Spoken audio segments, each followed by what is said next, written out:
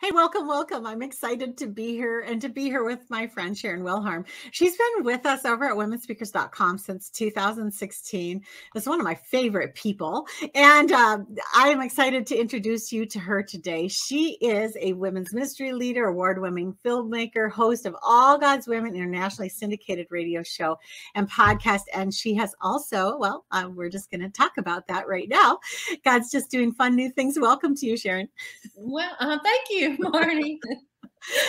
It's so fun. Before we came live, you and I have been battling with technology, I think, for about a half an hour now. Yes, I feel I've had a workout. Yeah. And so many times when God calls us to do something, it isn't just like a smooth sailing. You don't even notice it. You do sometimes really feel it. You feel like, wow, this is harder than I thought. Yes.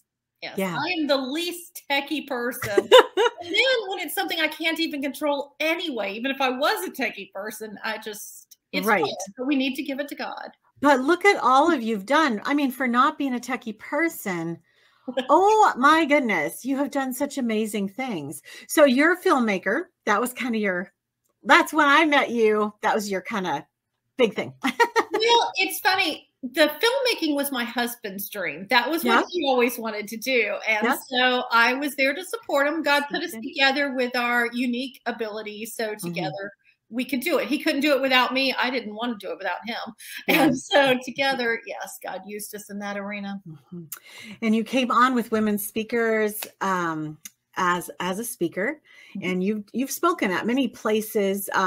That's not what you do full time. No. And, I wouldn't want to. I like to do a few, and God has me doing so many things. Yeah, right. Exactly. And that's really typical. Some of our speakers literally are full-time, but most of our speakers really are not full-time, and they're looking for more engagements or different kinds of engagements like that. You recently participated in one of our featured speaker booths that we did just a few months ago, and you actually got a book deal. Yes. And what's so special about that is that I submitted my first book proposal manuscript back 28 years ago. And I had submitted a dating book to focus on the family, and they held it for a year and they liked it. And then they ultimately didn't end up publishing it. And so since that time, I have written so many manuscripts and proposals and submitted them and had so many rejections. And I had finally reached the point that I was like, obviously, God, you've had me doing so many other things. It's apparent that I'm just not supposed to write a book. And so I had dismissed it. And then you did the featured the boost, and I was like, okay, God, I'll do it one more time. We'll just go ahead and do it. And that was the time. He said, you know what? I've been waiting 28 years now. Now let's do it. And that is so encouraging to me too, because I put together these boosts, every month. And sometimes it looks like not much is happening, or, not too many people are participating or whatever. And other times it's like a real big gangbusters and all that. And the writer's boost was good. We had some participation there. But to hear that you actually got a book deal out of it, that was so encouraging to me. It's like, yes. And I feel like it was just so perfect. And having the way you put us with editors, right? Because I don't have a real problem with my writing. I can do that. But I'm a big picture person, and I discovered that my punctuation and my formatting is not consistent. And I've been using dashes when I should have been using N dashes and M dashes, and I didn't even know what an N dash or an M dash was. Right. The value of that editor, and not only having it professionally edited, but then having that name on your submission too was really important. I think those two things together. I think so. It was a valuable, very valuable experience. And then I don't think I would have discovered Elk Lake Publishing otherwise, because I hadn't heard of them. And I feel they're a great fit. It's a very family kind of, it's like we're a publishing family. I like that. I like everyone supporting each other. So cool. So cool. And of course, you're available to speak at events if it fits with your schedule. What is your favorite topic to speak on, or do you have several? Well, God has made it very clear at this point in my life that it is women of the Bible. But the thing is I can take women of the Bible and tie it to any topic. And so it's become a challenge. And so just like recently, I was working with an event planner and we went through all these different things, you know, trying to find like, she's like, okay, I'd like kind of a grouping of women in the Bible. And so we went through all these things until she's like, that's what our women, you know, are needing. And so it's so cool because I was like, you just give me a topic and I'll come up with some women that relate to that.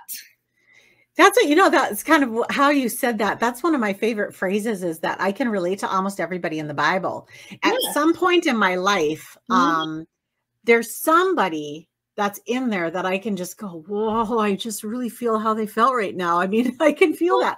And it's so true that there's different women in the Bible that affect different groups at different times. That's really fun. It kind of feels like a smorgasbord and they get to just pick what they want. Well, you know, it's so cool because I have found like whatever I am going through, I can find somebody. And just like I was talking to one of the women in my Bible, I have a home Bible study and we were doing Rizpah and she was like, okay, I just got to admit, I just didn't like her. I didn't like her story. I don't get it. But then as we were talking, I was like, isn't it cool? Because sometimes when we're suffering, we feel like we're the only one that's ever gone through this. Right. So you read through her and some of these other women and you realize, you know, women have been suffering. Everybody's been suffering, but God is there with us. And so you can find that comfort of knowing that, you know, you're not alone. Somebody's this. Absolutely. Absolutely. And just right now, Moody has picked up your radio show. I'm so excited for you. That's why we're having this interview, exactly, because you and I have had interviews before, but I was like, let's come celebrate right now. Yes. I have been floating on cloud nine. It is just the most amazing thing. I have such a testimony, I think, of waiting, where God gives me these visions and then he says, decades later, you're going to get to see this. And so I can just think back of as a young college student and then as a teacher, when I would have this long commute and I would listen to Moody radio and they would have in between like songs and other things, they would have these little snippets of somebody. It was a speaker talking and it was, you know, like I remember Tony Evans and James Dobb. And I would listen to that and I would think, that's what I want to do. But I'm like, I don't even know what that is. You know, like I didn't know if it was a show or a commercial or what it was, but I was like, that's what I'd like. And I thought about majoring in radio, but I didn't want to be in radio. I just wanted to be heard on radio. And so it's just so amazing how God has just worked through to prepare the way. It was the filmmaking that paved the way for my podcast. My podcast paved the way for the radio, and then doing it self-syndicating for almost a year now, and then having Moody pick it up. It is just like God is saying, here you go. This is what you've been working towards. Guys who are listening, I just want you to hear that, because some of you have been waiting and wondering, did I just make this up? Did I just imagine this vision or this dream? And I know yours, you know, your story, literally, I mean, 28 years ago, you wrote that first book. Yeah, that was a long time. Yeah. And there are things that I'm still waiting for over 40 years from the time the vision. And definitely some of the things that I've been assigned to do are completed in history, but more are still yet coming. And you have to just faithfully walk in. You don't necessarily, I think what I love about walking with God and letting him use me is that I don't have to figure it all out. I can just do the next things that he's putting in my path to do and know that he's figuring it out. Exactly. And, you know, now I can look back and I can see why he didn't have me doing some of these things back then. I had to wait with some maturity to have something to say that somebody wanted to hear. You know, like I think if I had started writing books then, they would have been very shallow and simple. And, you know, God's given me all these, you know, life experiences, and he's introduced me to all these Bible women. And so I feel like now I can come with a depth that I would not have had back then. I guess one of the things that jumped out to me too in the timing is that, you know, this book, it is kind of nice to have something for people to get more of you when they hear these little snippets on the radio. It's fun to it'll be fun to have an actual book to offer. I just can't even God put these at almost the exact same time. And it's like, it is. Wow. It is just, he's so amazing. I love working for God. I've just been going around the house going, God, you are so good. You are so good. I have this thing I say sometimes when like we just finished the summit recently, and I have this thing I say after something like that, like when you come to a closure point on it and you can just go, I can't believe I got to be part of that. You know, just this incredible gift that God gives us to partner with us on stuff. And he so doesn't need me, but he wants to use me. He wants relationship with me, which is just blows my mind every time. Yes. Well, I have just so much respect for you, my dear, and I just love you so much. Thank you for living life for Jesus and for just being his girl. Well, thank you. I just love taking step by step and seeing where he's heading, and I just can't wait to see what he's got in the future. Absolutely. Pretty amazing. Absolutely. Real quick, if you think of womenspeakers.com or me or anything that we've done together, has there been anything there that's been helpful to you specifically? Yeah, definitely. But I really love the little boost that you do for the featured speakers. I find that even the ones that I don't participate in, like say it's Instagram, and I don't really do Instagram, but I find it so helpful. And I just love that you have such a heart for women, and you are always trying to connect women and encourage, and always encouraging women to do their best. Like, you know, you're always pushing that don't just halfway do something. You need to do it with excellence. And I really like that. I feel like you push women and challenge them to do our best. That's great. And yet at the same time, right, to just do it at whatever level we're at, right? I mean, that is just, I'm right now doing a StreamYard. You and I are recording this on StreamYard today, and I'm doing a course called StreamYard for Speakers.